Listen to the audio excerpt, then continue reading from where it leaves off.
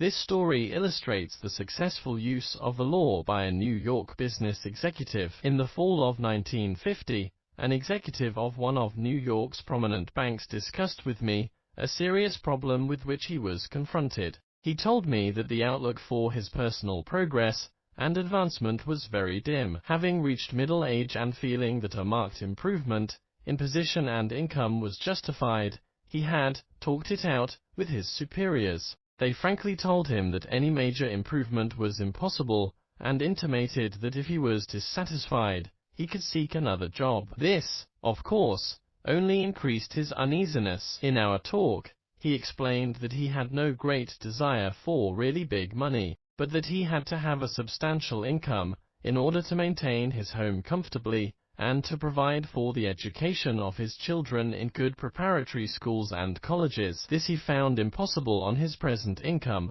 The refusal of the bank to assure him of any advancement in the near future resulted in a feeling of discontent and an intense desire to secure a better position with considerably more money. He confided in me that the kind of job he would like better than anything in the world was one in which he managed the investment funds of a large institution such as a foundation or great university. In explaining the law of assumption, I stated that his present situation was only a manifestation of his concept of himself and declared that if he wanted to change the circumstances in which he found himself, he could do so by changing his concept of himself. In order to bring about this change of consciousness, and thereby a change in his situation, I asked him to follow this procedure every night just before he fell asleep.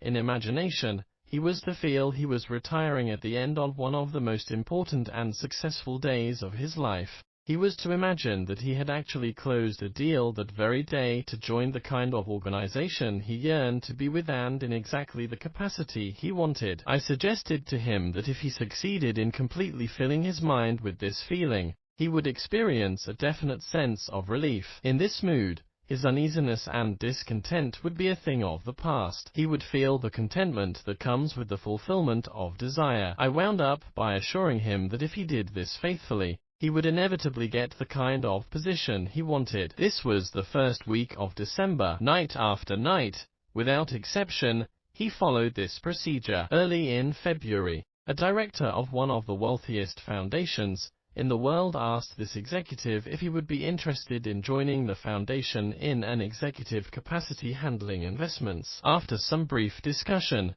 he accepted. Today, at a substantially higher income and with the assurance of steady progress, this man is in a position far exceeding all that he had hoped for.